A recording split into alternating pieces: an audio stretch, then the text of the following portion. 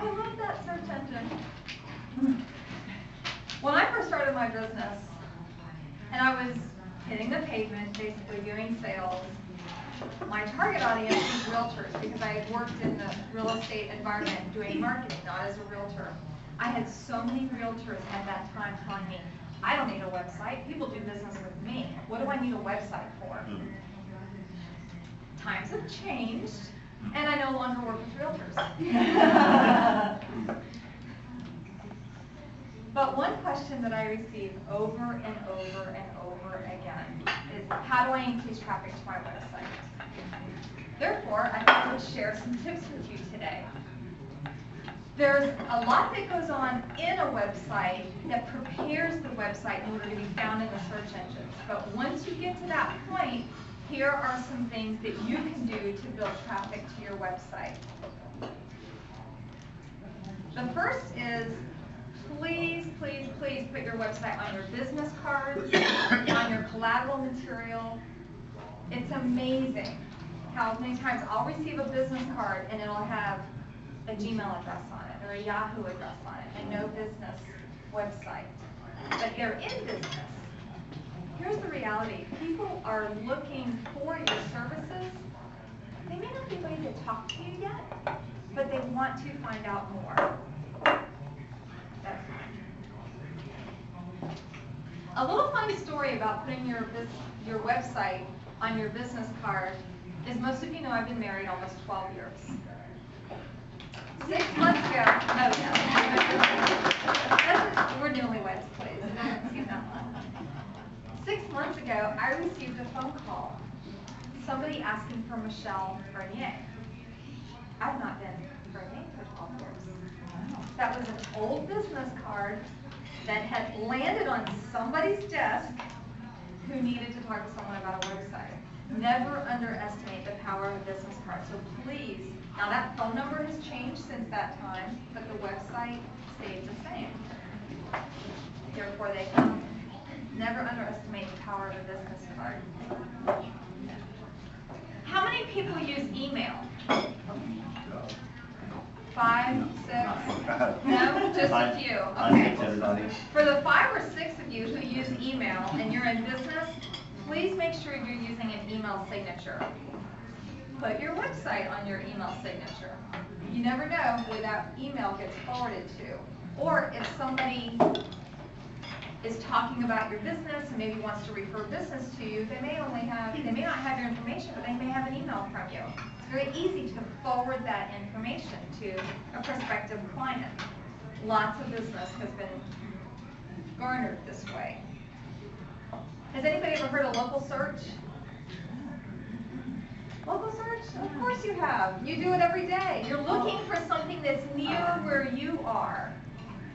Maybe you're in an area you're not too familiar with and you want to search for restaurants because you're hungry and McDonald's just isn't an option. So you just do a local search right then and there. 80% of business is driven by local search. People looking to do business with people inside of their community. Therefore, make sure your address is on your website. These are all things that you can be doing that don't cost anything. You've already done it.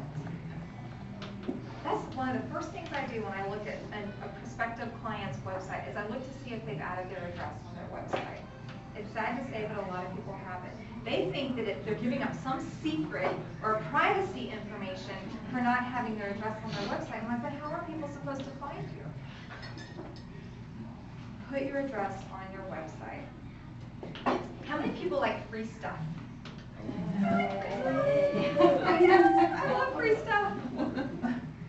Give it away. Give your stuff away. If you sell knowledge, give it away. If you provide goods, find a way to have a raffle or a contest or a sweepstake or something like that. Give it away. Here's the reality.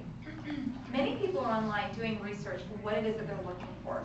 They may not be ready to buy, but they're gathering information to help them buy smarter. Remember the first time you bought a VCR? Did you buy it from the very first vendor you went to?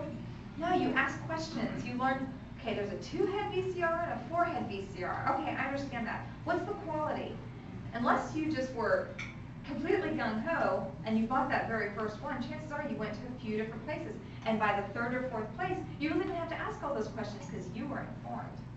You told the person exactly what you were looking for. Isn't that empowering? As individuals, as consumers, we like to know what we're buying.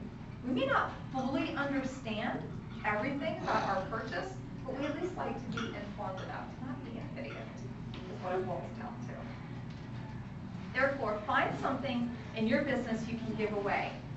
Maybe it's a newsletter that's full of tips. I'm an ideal candidate for something like that. Maybe it's coupons. Who else is a Kohl's shopper? I'm a huge Kohl's shopper. I don't go in unless they send me a 30% off coupon. When they send me the 15% off, I'm like, they don't want my business bad enough. But I'm on their email list, and I receive these. And that's their way of communicating with me, and it's my way of continuing to be engaged with that product that I enjoy so much. Therefore, be that company. Give something away.